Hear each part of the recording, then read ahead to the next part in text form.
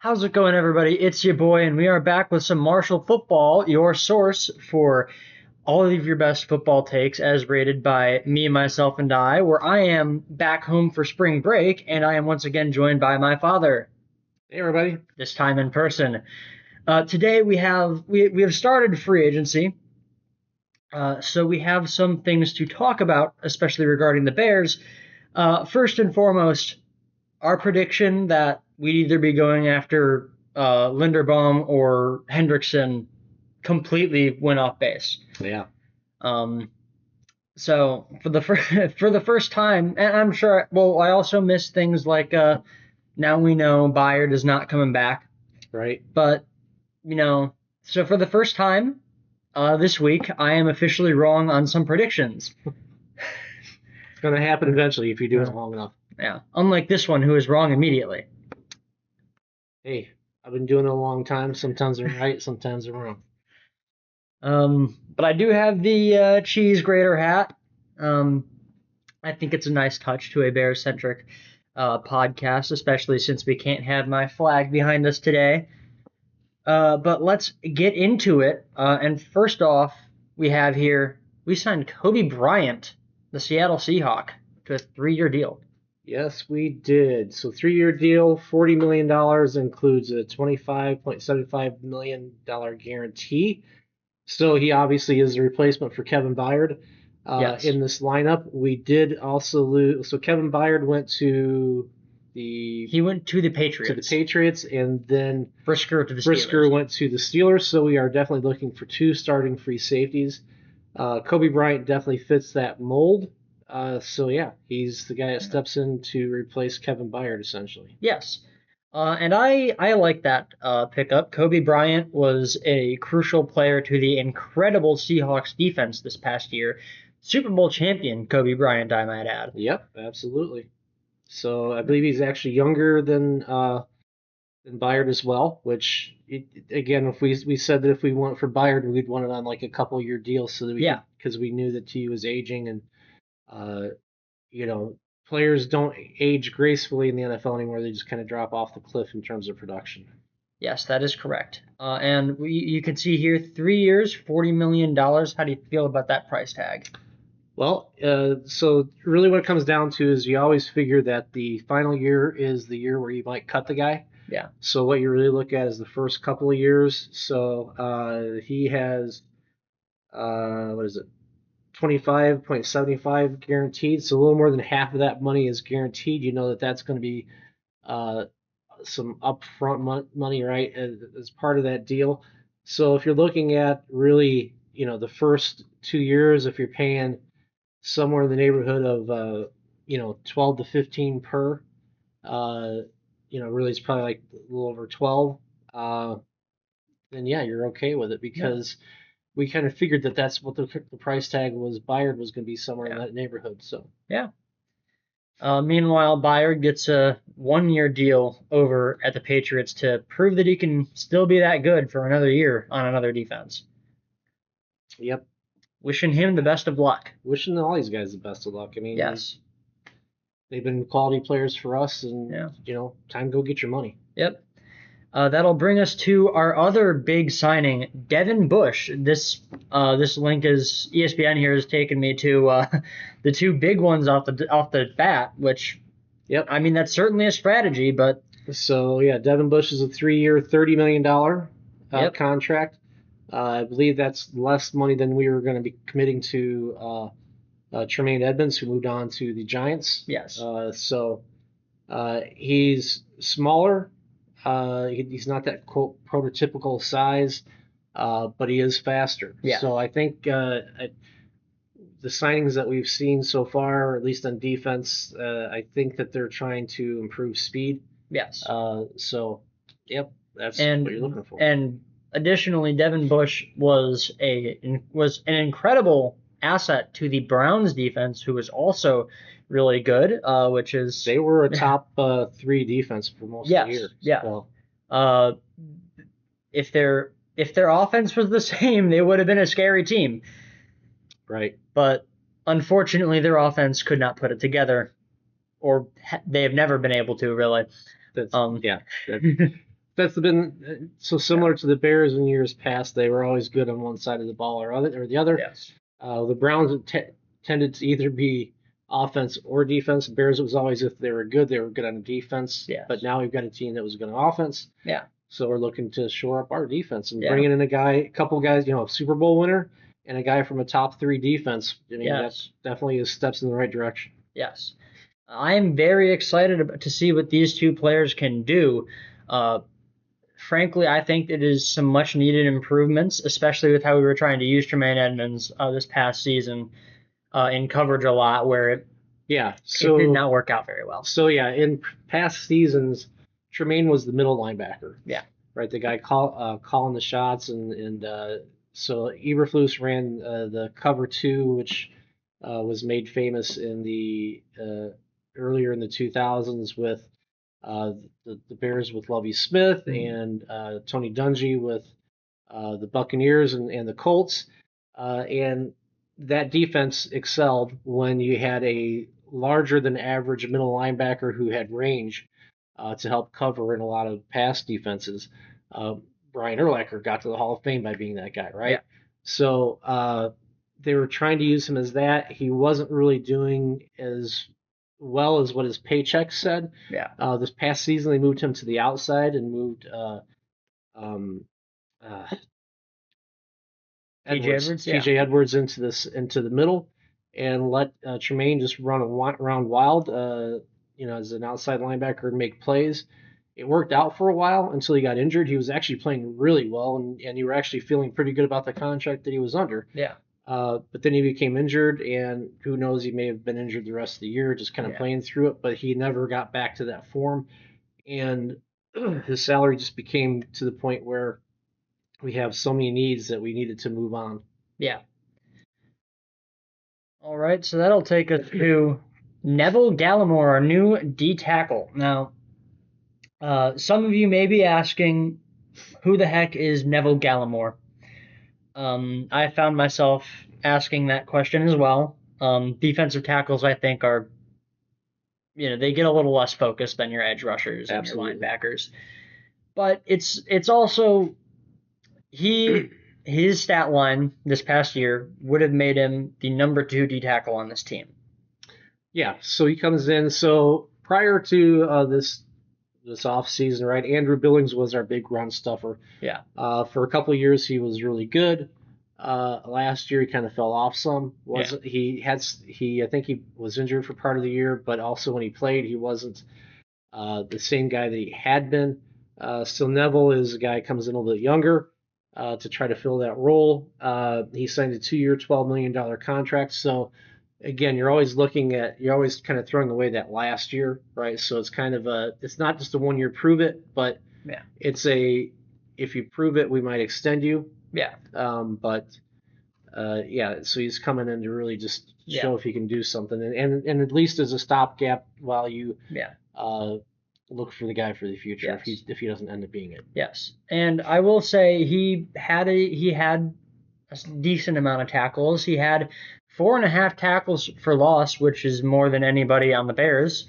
So he could be a decent run stopper, at least for the time being.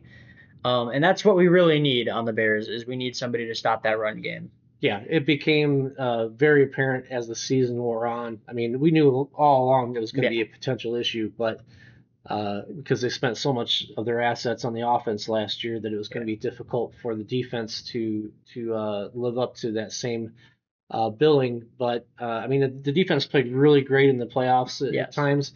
But overall, we knew that the run defense was going to be a problem. And if you can't stop the run, then that allows the other team to do pretty much whatever they want, whenever they want. Yeah. So it's very critical to get some guys that can help with that. Yeah. So I look forward to seeing if Gallimore can do something. I'm a little less optimistic than I am with the other two, but I think there is some optimism to be had here. Oh yeah.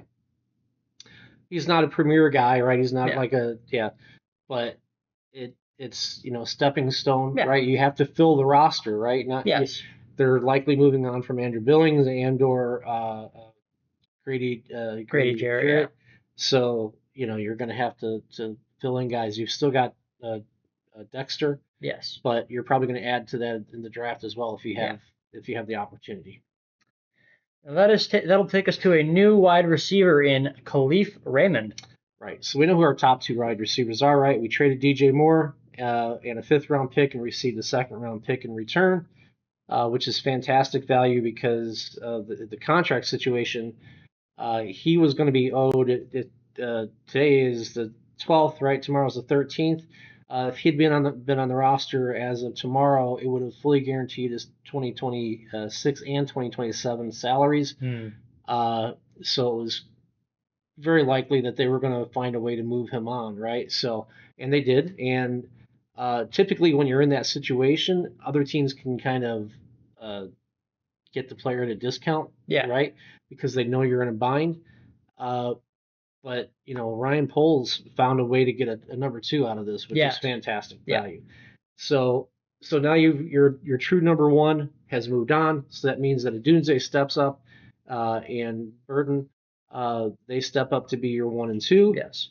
Which means that you've got to fill the 3 through 5 slots, right? So Zacchaeus left already. Yep. And so he was one of the guys. You had Duvernay, and Khalif Raymond probably looks like to be the guy to replace Duvernay. Yep. Or at least challenge him. He's has been earned 2nd team All Pro honors in 22 and 24. Yep. He's a decent punt returner, kick returner. Yes. So which was the primary job of Duvernay. So it looks like they're bringing in competition, if not outright replacing him. Yes. And it'll add some extra depth to that wide receiver room where we are probably looking to figure out who will be our number 3. Yeah. Exactly. I mean, we have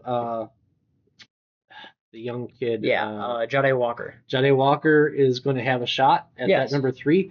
So he and Khalif Raymond and whoever they bring in else, they'll probably bring in at least 2 or 3 more for camp. Yeah. Because you're going to carry at least 5, sometimes 6, depending on how the rest of the roster shakes up with injuries and whatnot.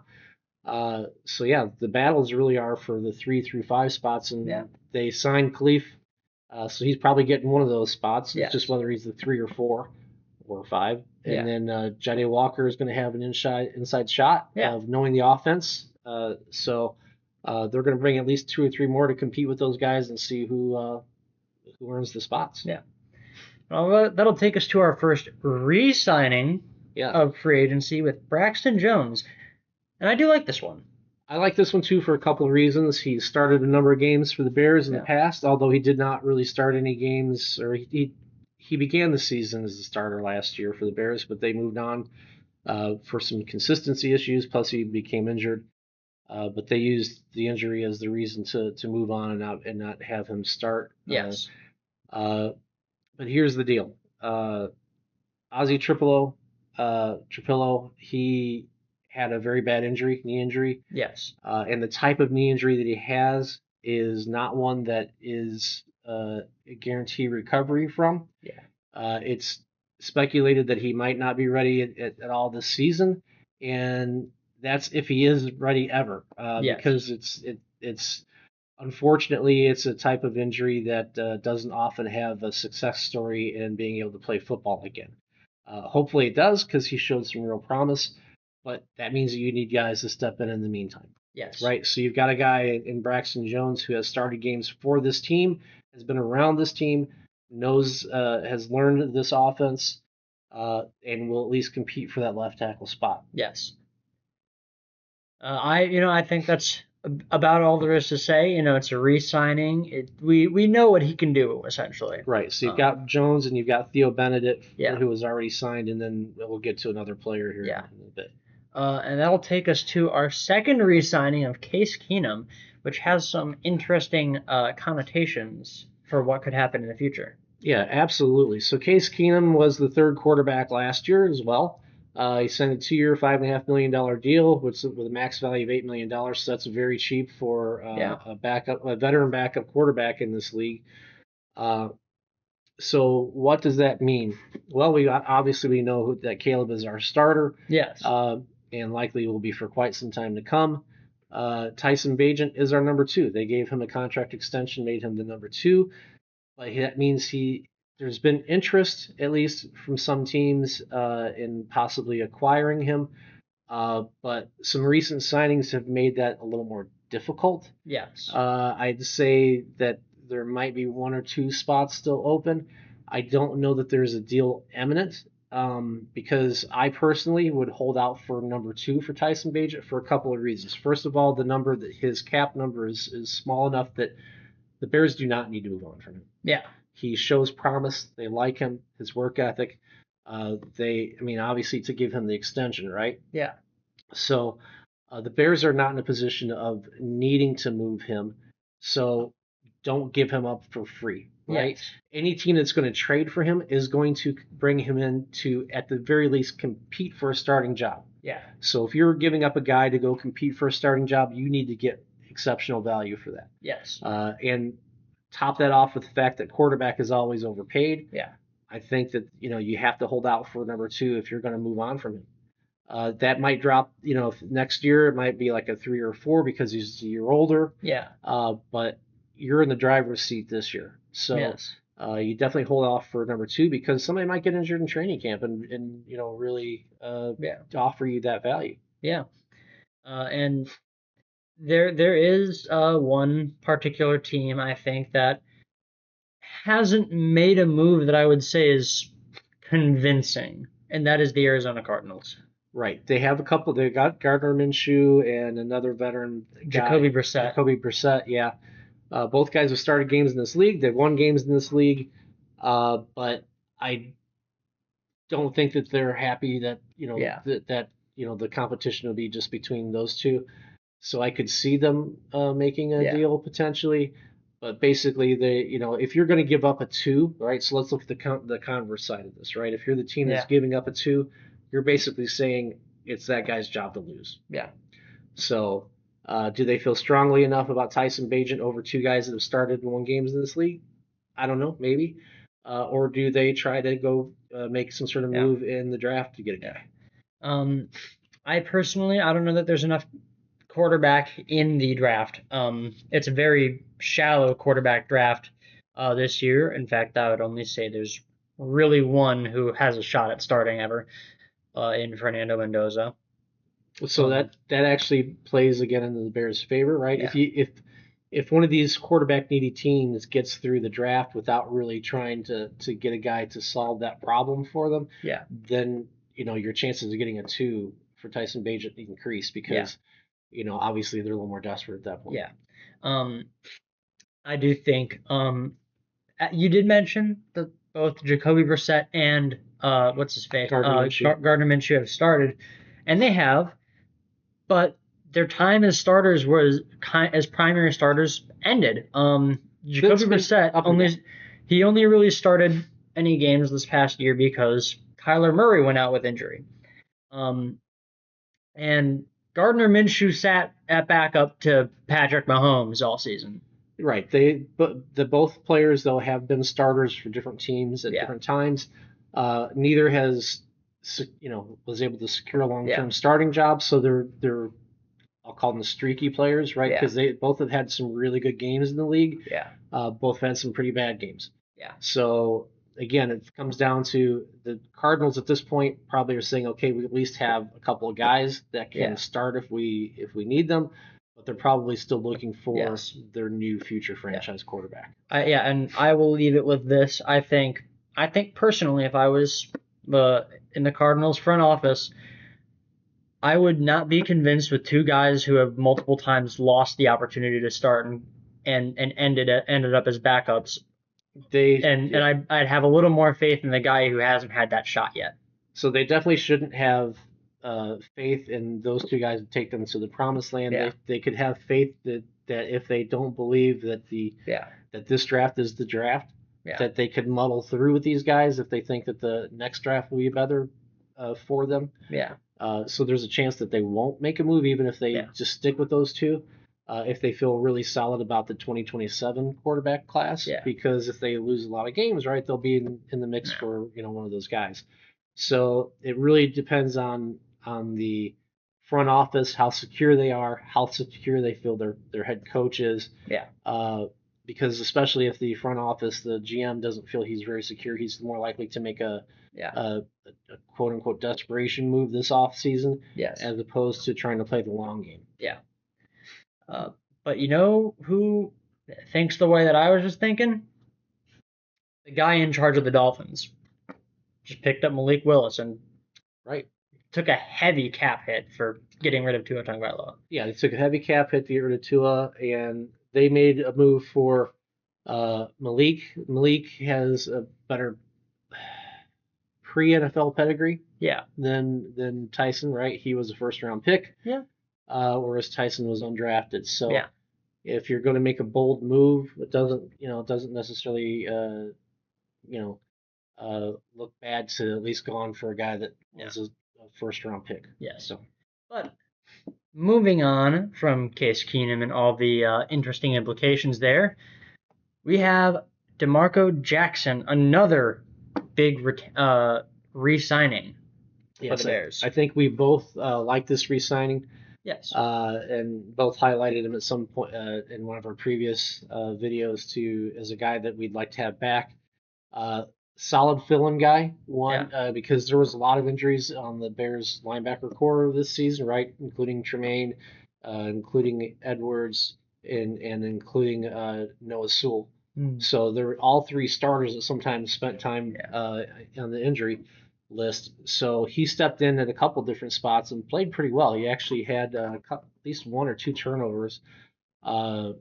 So solid depth at the very least, and is possibly one of your three quote unquote starters at linebacker, even though most teams really run nickel most of the time, which means two linebackers. But he definitely comes in and probably is one of your top three for at least a while, because Noah Sewell recovering from injury. Still, we don't know when he's going to be ready. Hippolyte didn't play as well. So it'll be a good competition at linebacker. So I think we'll have at least some solid depth to go with TJ Edwards and Devin Bush. Yes. And that'll take us to a position that we all knew was a big need. Daniel Hardy at defensive end, and I do not think this is an answer. Oh, he's not the answer, but he two things, right? He's a top special teams player. Who also can play regular downs at the end. He has shown a few flashes as a pass rusher. Not consistent enough, obviously. But they get him at a fairly cheap price to be in as a core special teams guy, and be a part of the rotation to spell whoever the starters are at the end. Not much to say.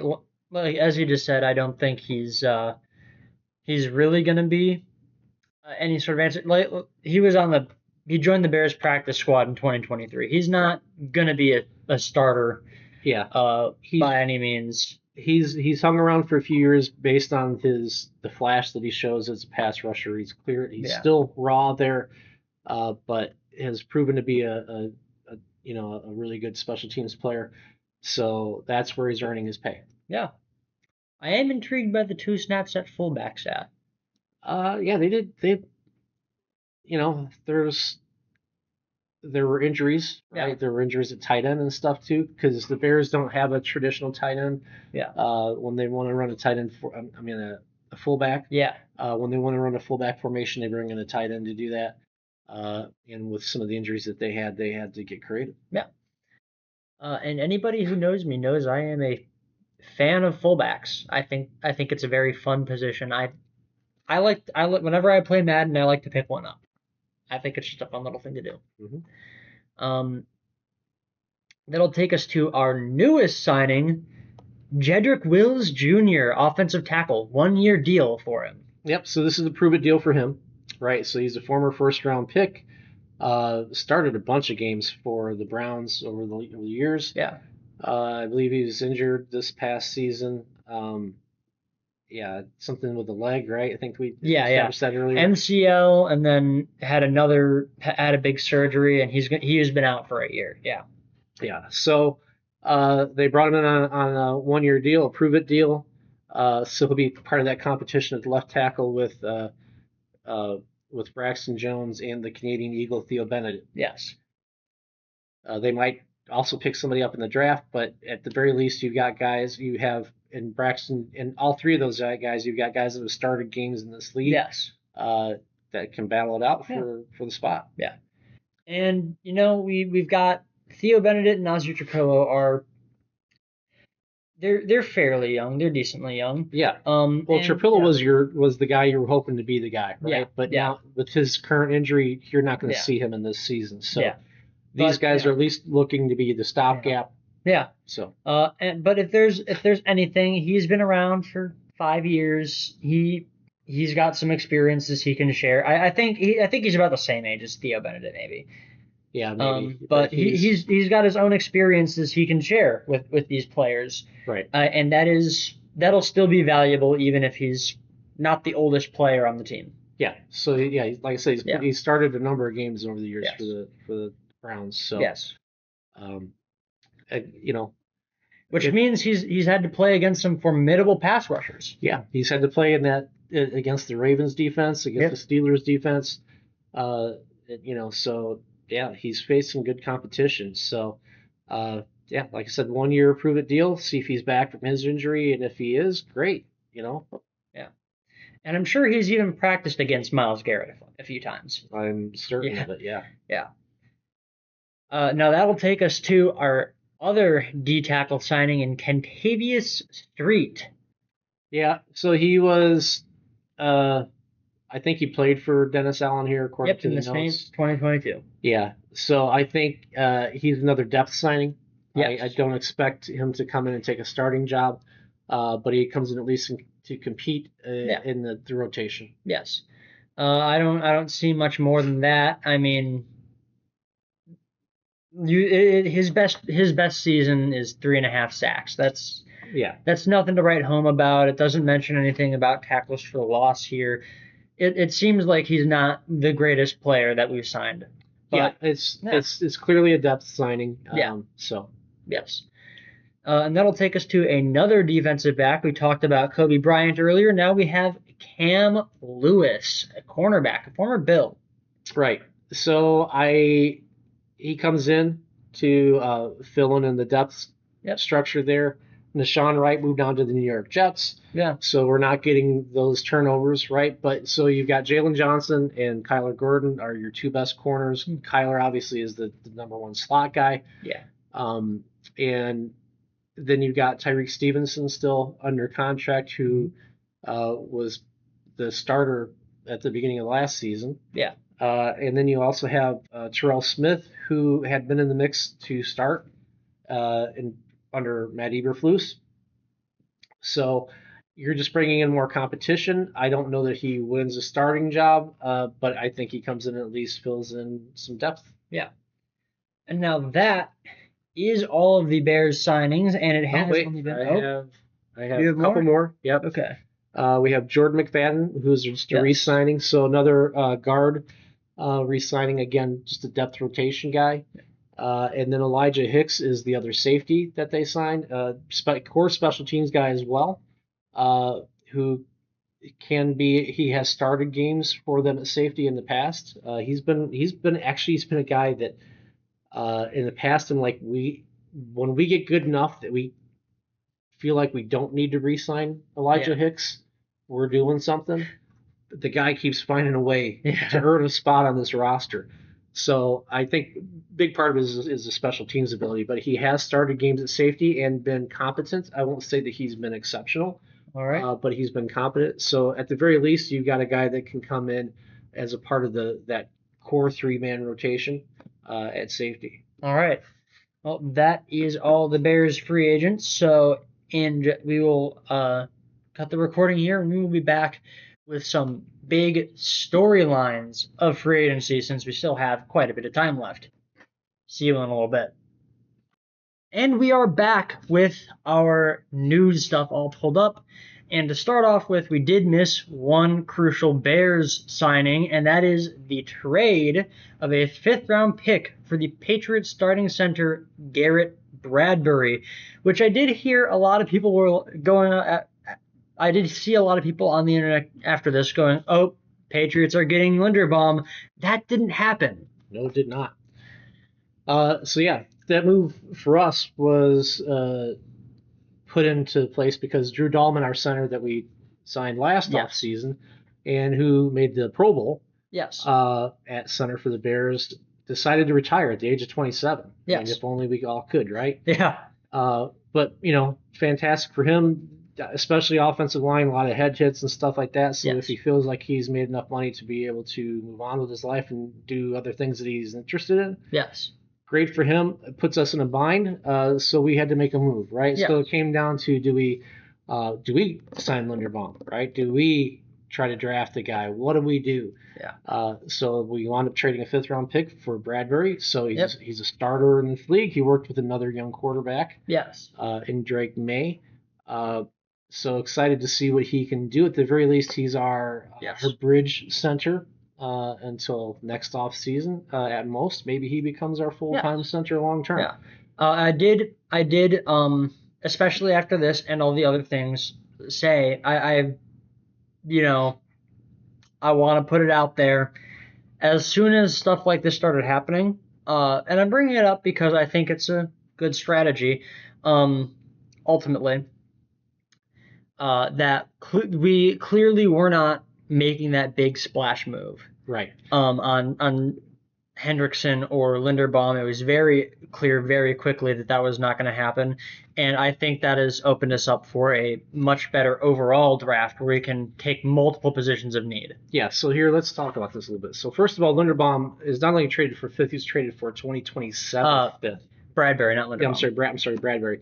He's traded for a 2027 5th. Yeah. So we still have our pick in that area this year, which is good, right? Because we need to make those moves this year.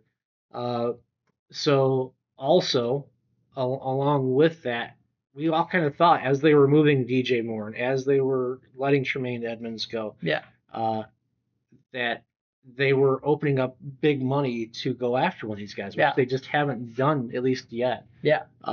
And really the only target that would still be out there that would, cost something significant would be finding some way to engineer a trade for Max Crosby, which we'll talk about him in a few minutes. But so I don't necessarily expect them to go out for a big free agent signing anymore at this point. There's just, all those guys are gone. Yes. Right. So,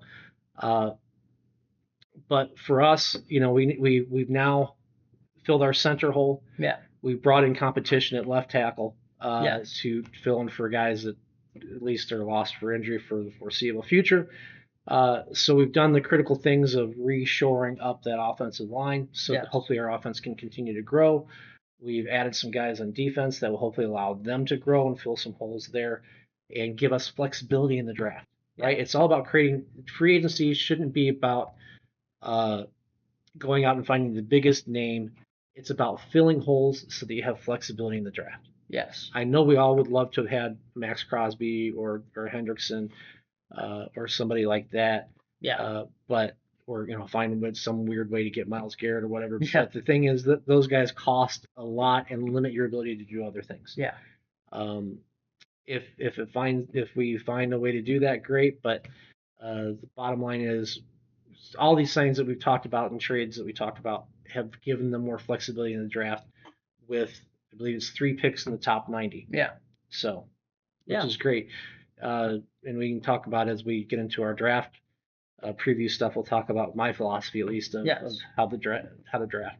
Yeah. And now I do think that Garrett Bradbury is much more solid. Like looking at his stats, I think he's much more solid than the trade comp suggests. So center is an undervalued position, right? He's not. He's very clearly not a Tyler Linderbaum type deal, but he allowed 0 sacks this past season and put up 0 penalties. Right. So Linderbaum, obviously we don't actually get to talk to these players or work in the league, but everything that I've read and heard is Linderbaum is really the only center in this free agent class that is scheme independent, meaning that he can come in and play effectively in any scheme. This was clearly a guy that fits the scheme that the Bears are running. Yes. So it should be, bringing in at least competency. I don't know that Yeah. it played the same level as Drew Dahlman did, but it should at least give us some level of competency. Yes. Now that'll take us to our next major piece of news, where we have Kenneth Walker, Yeah. Super Bowl MVP, to the Kansas City Chiefs, and that is scary to a lot of people, and for good reason. This man is a beast, and so is Patrick Mahomes, frankly. It is frightening to see how they will move on with this, especially since Travis Kelce is not nearly the player he was, but he's still an above average tight end, I would say. He's still a fairly solid tight end with some more gas in the tank. He doesn't have the range and speed that he had as a younger player, but he's certainly a solid target when you need a third down or something like that. Yes. Now he did have some really weird drops this past season that I frankly didn't understood of a player of his caliber. You don't lose your ability to catch a ball with age, so that shouldn't have ever happened. But it's frankly like at least not at the age that he's at. But it could be a matter of reflexes. Where as a younger person, he was able to react more late and get his hands in a good position, and maybe losing some of that range now. Yeah, but I think this if the Chiefs can get a solid wide receiver in this draft, they could very easily be back in the playoffs. So yeah, the Chiefs allowed Pacheco to move on. Yes, he's a Lion now. Yes, they needed to fill in the running back spot, and as often happens when you win a Super Bowl, everybody comes for your players. Yes, right, and chances are by getting to the Super Bowl, you are you're near the cap limit. Yeah, right. So it's a matter of, even though he's the Super Bowl MVP and a key core person on their team, they just couldn't afford to keep him. Yeah. And hopefully it's a Bears problem in the future. Right? Is that guys, we keep winning too much. Yeah, we win too much. We've won Super Bowl after Super Bowl. We can't. He's got to keep replacing these guys. Yeah. That's the problem you want to have, and that's the problem that the Seahawks have, which is great for them. They've got a hole to fill at running back. Yeah. The Chiefs have filled their hole. Yes. Do you think this makes them solid contenders again? I think that they were solid contenders regardless. They still had a decent defense. They still had a decent offense that wasn't elite like it has been. Yeah. This puts them above average again. So as these quarterbacks age, and Mahomes is aging now. Yes. These young phenomenal players learn that the running game is their best friend. Yeah. So I expect him to lean more on that, and look, Andy Reid offense is always going to pass a lot. It works. There's no complaints about that. But if you can run the ball too, and he's also a good receiver out of the backfield, it gives them more options. Yes. Right. So it can't help but make them a better team. Yes. I agree. Frankly, this is an excellent signing. Arguably their biggest need on offense. Yeah, anybody that would have signed Walker would have. I mean, barring like 2 or 3 teams that have, like a Jahmyr Gibbs, Derrick Henry type player. Right. Yeah. There's very few. He's going to become and be the immediate starter on most teams. Yeah. So. A little less to talk about with this than we had with the Bears one, obviously, because we're Bears fans. But I think it's a phenomenal signing. Yeah, it makes them, like I said, it makes them a better team in a division of really good teams. So all those teams in that division are capable of putting up points in a hurry. Yeah. So if you can except maybe the Raiders, but we'll see if Fernando Mendoza can fix that. Yeah. So let's caveat that against the Raiders, but the Chargers and the Broncos both can put up points in a hurry. So if you can get ahead, and now you've got a running back that can eat up clock for you, and isn't just, he's in, we know we're going to run, right, because he's a good pass catcher as well. Well, that just makes you a more dangerous team, right? So if you got the lead late in the game, you're more likely to be able to run out the clock. Yes. Okay, that'll take us to Mike Evans, 12 years with the Tampa Bay Buccaneers. where I think he just had his first ever season where it was not a 1,000-yard season for him. And it wasn't his fault. I mean, Yeah. the team just had a bad year. Well, he also got injured. Right. He got injured. The team had a bad year. Yeah. Really, really, really good player for a long, long time. I can't necessarily say immediate Hall of Famer, but he is definitely in the Hall of the Very Good, and will be in the conversations for Hall of Fame at some point. Yes. But yeah, moving on after 12 years with the Tampa Bay Buccaneers to the 49ers, who are actually really, despite having, a couple of name guys, right? Those name guys haven't been living up to the hype. And, you're bringing in a true number one, which reslots some of their guys and makes them a very dangerous team. They were, the Bears played them in the postseason, right? They made the postseason. Preseason, regular season. End of the regular season, but end of the regular season. But very potent offense to begin with, and it came down to the wire. Yeah. So this makes them more dangerous. A team that actually made the Bears offense play for a whole game. Yeah, and thankfully they did. Yeah. But yeah, the 49ers absolutely are now a more dangerous passing offense, and they were already dangerous. Yes. This is, I think, an incredible signing for them. He's a true one. He comes in and becomes their number one receiver. Yeah. Especially since we don't know what's going on with Brandon Ayuk. Right. It's pretty clear that the organization and him are not on the greatest of terms. They're really high on Ricky Pearsall, but Ricky Pearsall will benefit from even if he's not quite the same player he has been for the last decade. He still comes in with all that knowledge and ability and route running ability. He elevates them as a team. Yeah. And frankly, if you're an opposing defense, are you going to take the chance that he's not as good as he has been? Not early in the season, for sure. No. He's one of these guys that you have to plan for, right? You have to know where he is every play. You have to have a plan for either getting him off his route or double covering him or whatever. He is, when you're putting together a team, whether it's you're talking about your offense or defense, you want guys that have to make the other coordinator stay up late at night to try to figure out ways to defeat that guy. He's one of these guys. Yes. Incredibly special player. I actually, I've talked a little bit in a short about my the 2012 roster in Madden 26 that I'm still planning to make a video on eventually. Rebuild in, which is multiple videos, as you know. That I have him on my Bears team.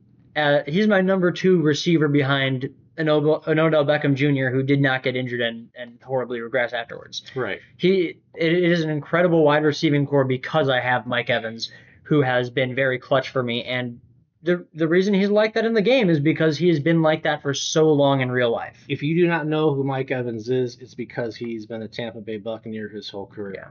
If he were in a place like New York or Chicago or LA or one of the bigger markets, you'd already be talking about him for the Hall of Fame. Yeah. I think he actually played with Tom Brady in Tampa Bay too. He did. Yeah. I think he was there. Yeah. I think he might be a Super Bowl winner. Yeah. So this is it's a small market. Tom Brady went there after 2020, and he's been a Buccaneer for 12 years. Yeah. So they played together. So again, he's if he was in a larger market, you would know more about him. Yeah. If you do know about him, it's probably because of the years that Tom Brady was down there. Yeah. Or because he's Mike Evans. Yeah, but again, great player. Yes. That will take us over to the most breaking news of this whole thing. So here's the thing. Max Crosby. The Ravens. The NFL needs to get on this, because I'm not saying this off season, but they need to talk about how trades are executed for the future, because in good faith, everybody in the league, look, I'll say all of the NFL fans who follow like we do. Yeah. Right? I'm not saying the casual fans, but the the diehard fans who follow the league know that Max Crosby ended last season on the injured list. Yes. And about 8 weeks ago had MCL, right? Yeah, I believe so. An MCL repair, not just the trim, an actual repair, which is a significant surgery. And he wouldn't be back for a few months. Right. Wouldn't be back for a few months. They know what surgeon did it. I'm sure they were in contact with the surgeon that did it. I'm sure that there's all kinds of reports that we don't get to see that have circulated around the teams that they were interested in trading with, or, they were talking trades with. So when the Raiders thought they finalized the deal with the Ravens, they thought it was a done deal because the Ravens had all of the knowledge. Yeah. Right? The only thing that was left was a quote unquote physical. And unfortunately, the Ravens have a history of backing out of trades based on physical complications. So this is the third time that they've backed out of something like this. So why this is significant and why I think the NFL needs to step in and put more guardrails in for this is because if this becomes commonplace, you're going to break the entire free agent system. Yeah. Because the Raiders, based on thinking that they have 2 first-round picks and have cleared a whole bunch of cap room by moving Max Crosby, let me go down the list of the guys that they signed. They signed Connor Hayward for 2 years and $5.5 million. They signed Jalen Naylor for $35 million. They signed Tyler Linderbaum, who we've already talked about as the number 1 center, for $81 million. Malcolm Kuntz as an edge rusher for $11 million. Kwity Paye as an edge rusher for $16 million. Nakobe Dean for $36 million. Quay Walker for $40 million. Teron Johnson they traded for. They signed Eric Stokes for $30 million, $20 million guaranteed, and they signed a kicker. They signed a lot of people assuming that they had this cap space to work with. Yes. And here's what happens is as soon as the league year starts, right? So these were all like in legal tampering. Yeah. Period that they were making these signs. Nothing could be made official until this past Wednesday, which was yesterday for us. But at the end of that day, you have to be under the cap. Yes. You can't be like, oh, I'll get it there in a couple days. You have to be, by the end of the day, under the cap. So by rejecting the trade, the Ravens put the Raiders and all of the people that the Raiders made trades with or deals with at risk.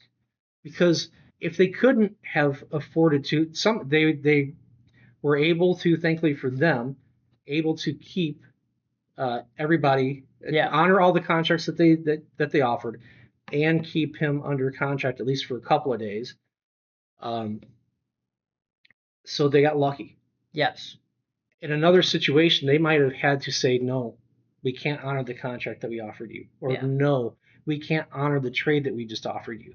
So this could, if something like this becomes persistent, prevalent in the league, it could break how free agency works. So the league should at least definitely investigate this and come to a conclusion as to whether or not the Ravens really had some kind of justification to back out of the deal. Yeah. I mean, look, the ability to back out based on the physical is there for a reason. Yes. Right? If somebody's trying to hide something from you, which, look, admittedly happened in the past and past decades, but with today's modern NFL, with everything that everybody knows about every player, right? All the information that can be gotten about every player and every surgery and every rehab session and everything that they can get on them should not be an occurrence. Yeah. So now I will say this is a tricky situation to deal with because, like we said, the trade wasn't official. You can't make official trades until yesterday for us on Wednesday. So by all means, they have every right to say, actually, we don't want to do this because no paper was ever signed to actually make it happen. Right. It was not official. You can't make that official until this year. It was the 11th. But the problem is, it's pretty clear what happened because, like you said, everybody knew that this man, Max Crosby, wasn't going to be available for a few months. Right. And then just hours after saying, hey, we're not doing this trade, they go out and sign Trey Hendrickson. Yeah. Because he was cheaper monetarily and because they don't have to trade away 2 first-rounders for him. Right. They realized they could get him. For and just so money. and so they said, and less money than they'd have to pay Max Crosby. Right. And so they said, actually, never mind, guys. Yeah. So You can have him back. Instead of draft compensation in the form of 2 first-round picks and money, they were able to get this guy for just money, right? So, again, by backing out of this deal, they could have screwed up 10 deals. Yes. Right? Between the signings and trades that the Ravens did based on thinking they had all this cap space. So, and there was at least one trade in here with the Bills. Yeah, there was at least one trade in here with the Bills.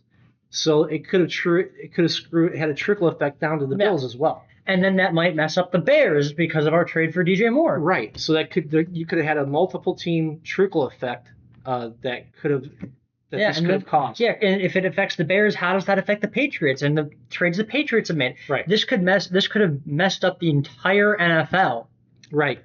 I mean, in the end, these teams would have, at some point, it wouldn't have trickled down however many teams. At some point, somebody would have bit the bullet and cut a guy or whatever to make cap.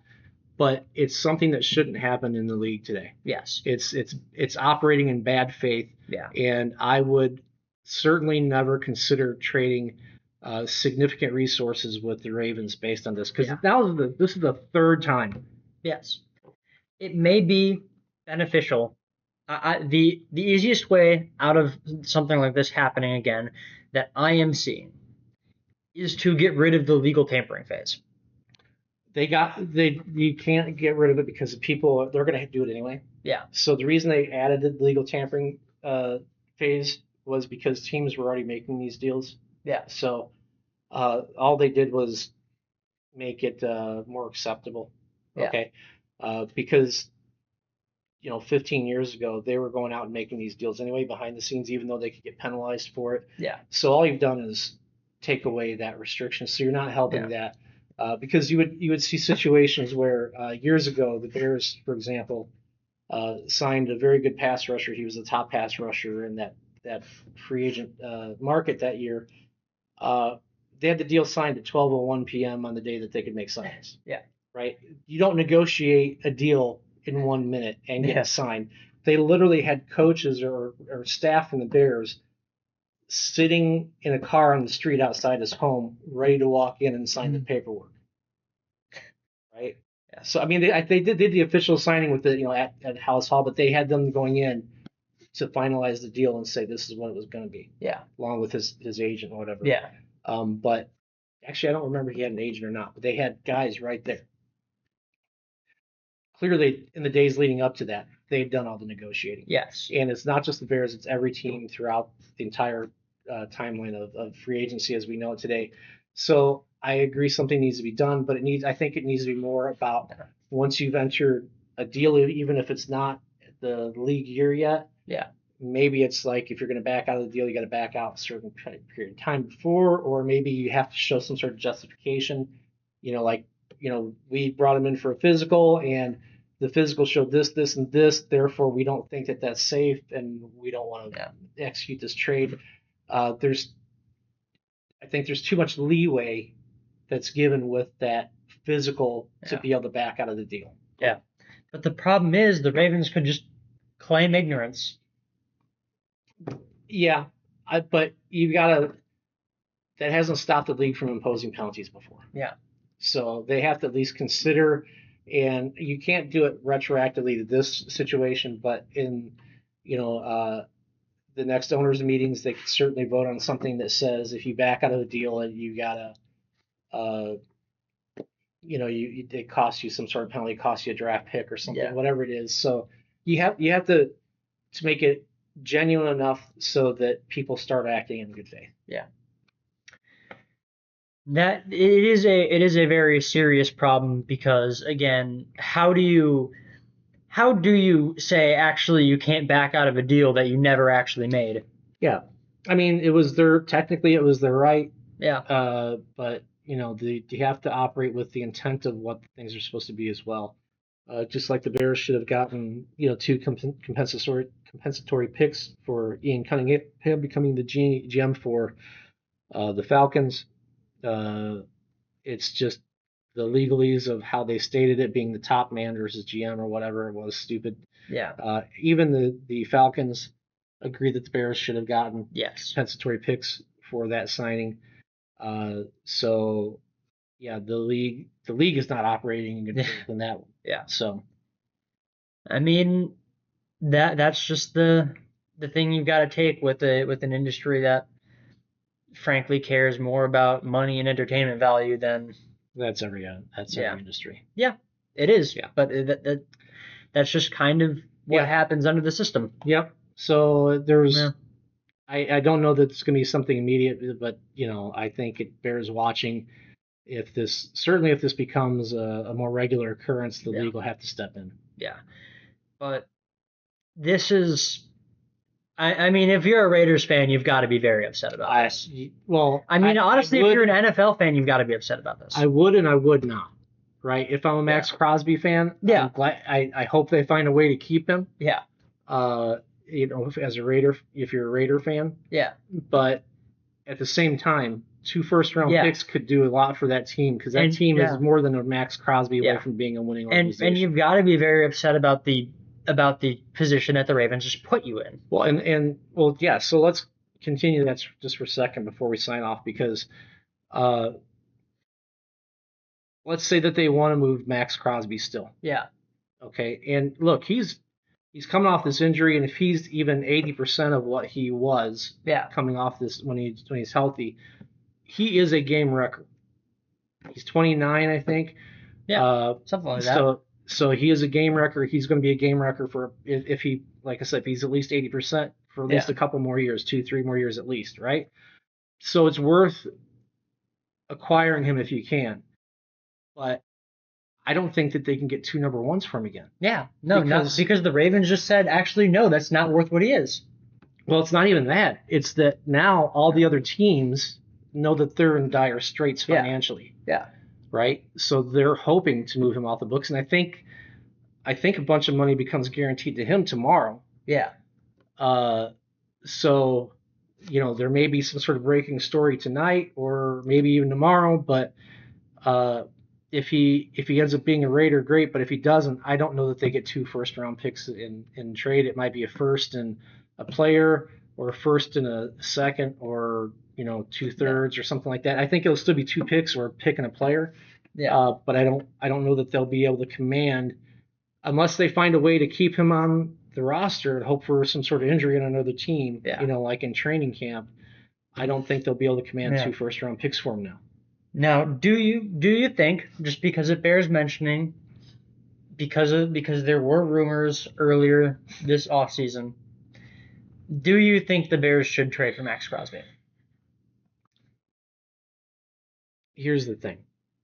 I would love to have Max Crosby on this team. Yeah. Like I said, clear game wrecker. Yes. He's not just a really good defensive end. He is a game wrecker. I mean, if you look back at the game that the Raiders played against the Bears, the Raiders were only in that game as long as they were because of Max Crosby blowing up good play. Yeah. I mean, Darnell Wright had a really good season. Yeah. Drew Dahlman had a really good season. Yeah. Tooney, the protector. Jonah Jackson had a good season. Jonah Jackson had a decent season, but not a great season. And he made them look silly at times. Yeah. So he is definitely a guy worth having on your team. It would totally depend on the price for me. Yeah. Because they are not one player away from saying we're going to dominate the NFL. Yes. Yeah, I agree. If the Raiders were going to demand 2 firsts, which I don't think they're really in a position to do, like you just said, but if they were, I would say, no way. We cannot do that, because that's sacrificing our first-round pick next year as well. Right. I think our first-round pick this year probably going to be an edge rusher. That's where all the premier edge rushers are. You're talking in the mid-20s. So if the Raiders would have accepted the first rounder and DJ Moore, you'd have done it in a heartbeat. Yes. Right? Because the Bears essentially got the second rounder for DJ Moore, right? Yeah. So I think a move like that you would have done in a heartbeat, but I don't know that the Bears have another player Yeah, of that caliber to offer I along don't there. think so. So if you were to able to offer a first this year and a second, or the third this year and a third next year, or Yeah. something like that, it might be worth it. I just don't think that you can give up two firsts. Oh, So I wholeheartedly agree on that. I think, frankly, the absolute most that you could stretch it to, and this is an insane stretch, that I would be questioning if it happened, whether or not it was worth it, would be a first and second this year, and that is Right. an incredible stretch. you have the flexibility this year, Yes. because you have 2 second-round That is picks, true. That is true. right? Because you got the second-round pick that you got from the Bills for Yes. DJ Moore, so you could actually afford to do that and still get, Max Crosby's essentially your first-round pick, Yeah. and then whoever you pick is your second-round pick. Yeah. So and to me it wouldn't matter which of the, they would probably command that they want the Bills because I think it's a little bit better pick. Yeah. So that you could afford to do, but yeah, at this point I think the Raiders are still trying to assess what they need to do now. Yes. But I agree. It'd be great to see Max Crosby if we could afford him in a Bears jersey. Oh. I would love to see him in Chicago. He is, in my mind, definitely a top 5 pass rusher in this league, and that is incredible. He's one of those guys. There's the phrase, someone that lifts the boat that lifts all sails, or I forget that analogy because I can't remember what it is. Basically, he's a guy that makes everybody around him better. Yes. So Montez Sweat goes from having to be your number one and taking all the double teams to being a pretty decent number 2. Yeah. Right? That now gets more single teams and should be able to cause more disruption. Yeah. Not to mention Max Crosby has been known to make double teams look silly too. Right. So, Max Crosby's going to take those double teams. He's going to break through a lot of them. He's going to get moved around, allows you to move Montez Sweat around. You can, and then in the second round, if you were to find the best player available, because we'll talk about that when we get to the draft videos, you want to be in a position to take the best player available, regardless of the position, even if you already have somebody good at that position. Yeah. With each pick. So if in the second round, if an edge rusher was there right now on known passing downs, you got you'd have Max Crosby, you'd have Montez Sweat, whoever this young guy is, as 3 of your 4 defensive linemen coming in there on pass rush downs. Yeah. That's the dream. Yeah. No, it would be great to have him if we could afford him. The odds that we can afford him are fairly slim. I don't think it happens. There's multiple teams supposedly still back in the race for him. Yeah. So depending on what they're willing to offer in compensation, I don't know that the Bears can match. Yeah. So. But I mean, listen, we just have to stay tuned on it. Yeah. He very well even could just stay with the Raiders. We don't know the situation. It's quite possible they may restructure his deal to get some cap, relief. Yeah. So it's all options literally are on the table for the Raiders right now. It's very, very possible. Yes. Everything we just said is speculation. Like we said, we'd love to see him in Chicago if it were possible, but is it possible? Who knows? Possible yes, likely no. Yeah. That all being said, that is all for this time. Just a quick thing. My dad here is going on vacation starting next week, so I'm going to be looking into trying to get us a special guest for the podcast next week. Not sure who that'll be just yet, but stay tuned for it. And that will be all for this time. I hope you have enjoyed, and if you have, please like, comment, and subscribe. I will see you all in the next video. Have a good one. Bye, everybody.